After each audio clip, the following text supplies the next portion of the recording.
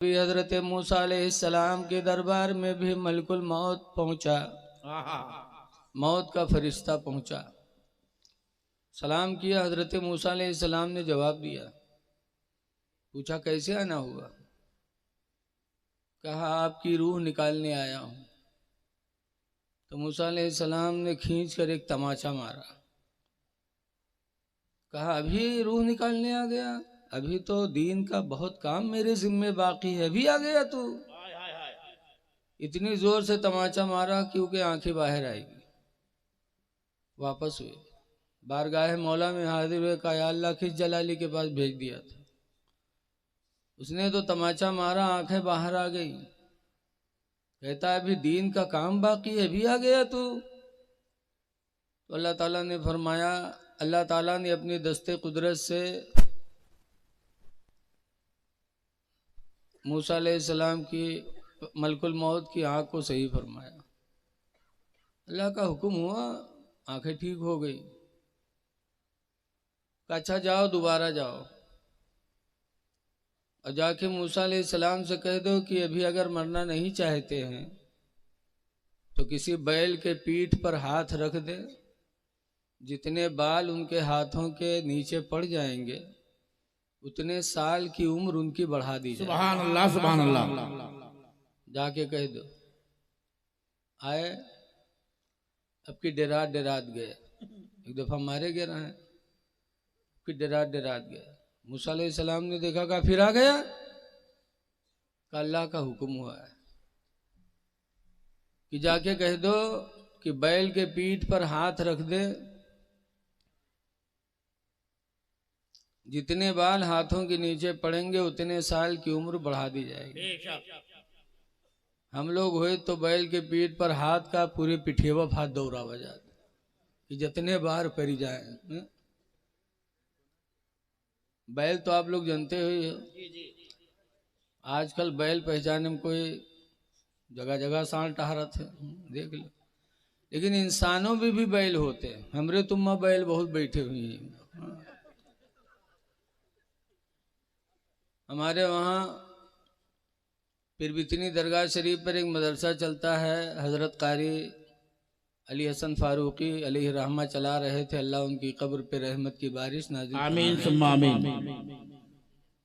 पान खाते थे हजरत। एक दिन पान खाए टहल रहे थे, थूकने की जरूरत पड़ी तो मदरसा में अक्सर दिहाते के लड़का जाते हैं। एक लड़का से कहें के कमरा से उगलदान उठाए ला। तो देहात के लड़का उगलदान कहा जाने वो गवा कमरा में हर बार देखे सके लौट गया। कहे सदे तुम्हारा उगलदान नहीं है। कहने रे उसी में है रे, जा देख तो। फिर गवा फिर देखे, फिर चला हुआ। कहे नहीं है हजरत, तुम्हारा उगलदान जाना था, आप लोग नहीं जाना था जी, मैं थुक्का जाता है। तब हजरत ने कहा बेवकूफ़ कहीं का, इधर आओ। देखें कहीं वद दे रखा है, वो है उगलदान। जब वो को उठाई देखे तो कहे हजरत मैं कोनो सार थुक मारी से, अरे मैं कोनो सार थुक्की से हजरत। हजरत कहते बैल कहीं का, ले आ इधर ले गया। तो इंसानों में भी बैल रहते, लेकिन याद रखो जब मूसा अलैहिस्सलाम को हुक्म इलाही हुआ कि बैल के पीठ पर हाथ रख दो, जितने बाल पड़ जाएंगे उतने साल की उम्र बढ़ा दी जाएगी। तो मूसा अलैहिस्सलाम फरमाते हैं उसके बाद फिर कहा उतने साल जब पूरे हो जाएंगे तब मैं फिर आऊंगा। तो मूसा अलैहिस्सलाम फरमाते हैं जब तुझे आना ही आना है, रूह निकालना ही निकालना है, तो जैसे कल वैसे आज रूह निकाल ले। रूह निकाला, मूसा अलैहिस्सलाम का विसाल हो गया। ऐ लोगों, अल्लाह वालों की शान बहुत बुलंद, बेशक बहुत बुलंद। इसी तरह से नबी करीम सल्लल्लाहु अलैहि वसल्लम की बेटी फातिमा ज़हरा रज़ियल्लाहु अन्हा, रमज़ान की 3 तारीख थी। अपने शौहर हजरत अली से कहती हैं, अली आज रात मेरी रुखसती की रात होगी, आज मैं विसाल कर जाऊंगी। लिहाजा मेरी कुछ वसीयतें सुन लो। पहली वसीयत तो यह है कि मेरे मरने पर रोना नहीं, चीखना नहीं, चिल्लाना नहीं। ये फातिमा ज़हरा ने फरमाया। रोने से क्या होता है? लेकिन आज देखा जाता है सास ससुर से कोई ताल्लुक नहीं, जहाँ पतोहिया आई लड़का बकाए के आगे अलग के लिए कोई मतलब नहीं सास ससुर से। उसके बाद जब सास ससुर मरी हैं तो सब तो रोइबे करी हैं, लेकिन पतोहिया रिकॉर्ड कायम पे थी। उन कबहू ना दाना पूछी, अराय गिरी धूं से, आँख वाँख काढ़ दिलागत है गए साथ, फिर उठी हैं, फिर गिरी धड़ाम से। काहे? ताकि दुनिया वाले जान जाएं कि ये बहुत चाहत रहे। ये मक्कारी नहीं तो क्या है? वाह वाह वाह। जिंदा थे तो तुमने तवज्जो नहीं दिया, अपने बकाए में शौहर को भी दूर कर दिया। माँ बाप जिंदा हो तो अल्लाह का शुक्र अदा करो। बहरहाल रोने से कोई फायदा नहीं। आला हजरत इमाम अहले सुन्नत फरमाते हैं, आँखें रो रो के सुजाने वाले, सुभान अल्लाह सुभान अल्लाह। आँखें रो रो के सुजाने वाले और जाने वाले नहीं, आने वाले आने वाले। सुभान अल्लाह।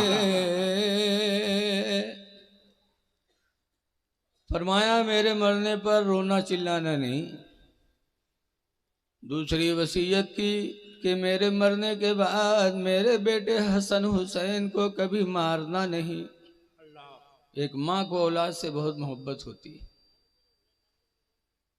और तीसरी वसीयत किया कि मेरे मरने के बाद एक तंदुरुस्त औरत से शादी कर लेना,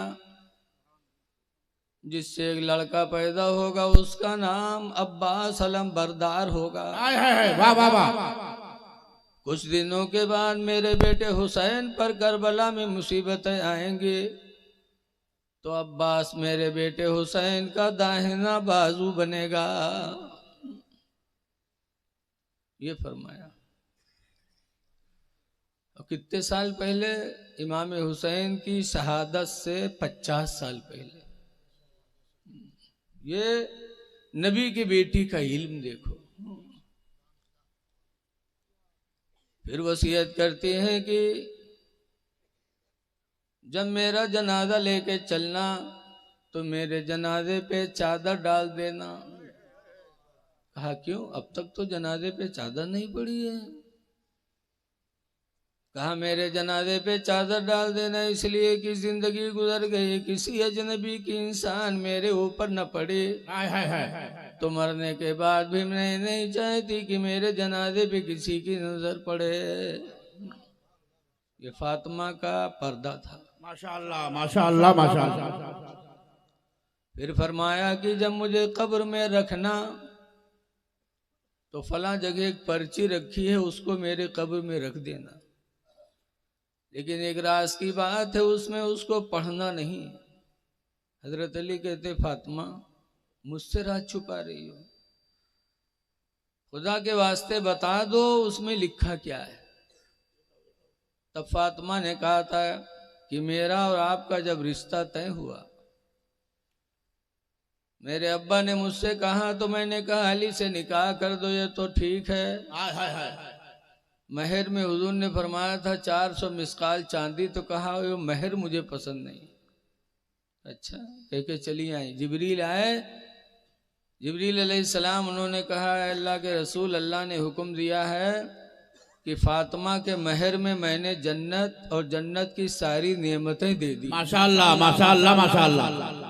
हुजूर खुश हुए, फातिमा को बुलाया, कहा फातिमा खुश हो जाओ, अल्लाह ने तुम्हारे महर में जन्नत और जन्नत की सारी नेमतें रखी। माशाअल्लाह।